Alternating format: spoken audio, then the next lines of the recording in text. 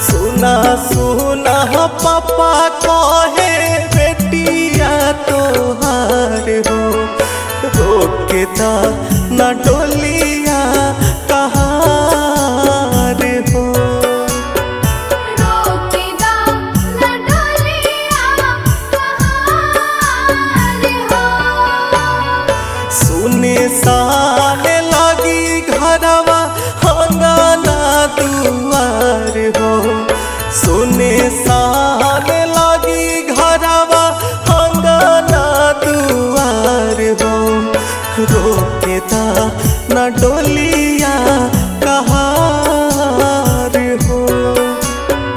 रोकेता न डोलिया कहार हो।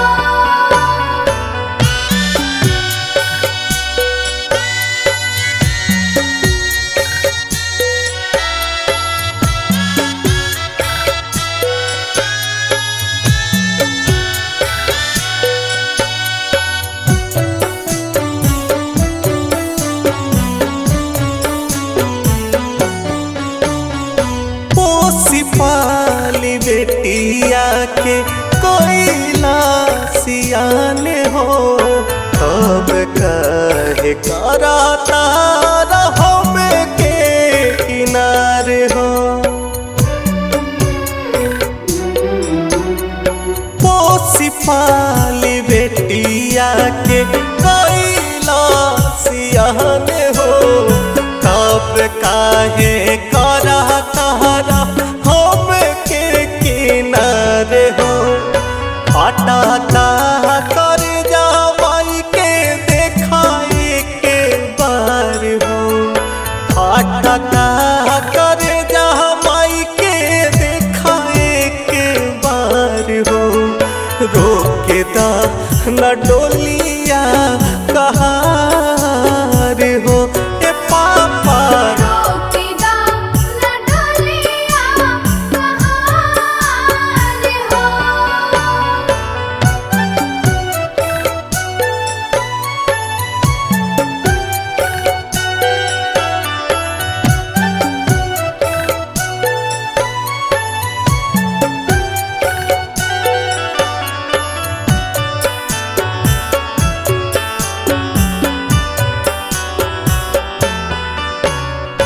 छूट जाई सखिया सले हर हमारे हो, गमछा से पोछे भैया लोरावा के धार हो। छूट जाई सखिया सले हर हमारे हो, पोछे चेत रंगा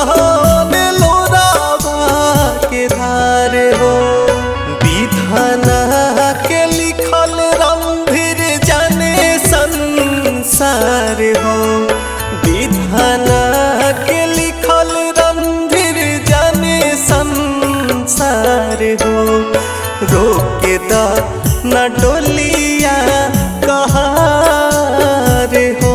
ए पापा जी रोकेता न डोलिया कहार हो। सुना सुना पापा कहे बेटिया तोहार हो, सुना सुना पापा कहे बेटिया तोहार हो, रोकेता न डोलिया कहार हो।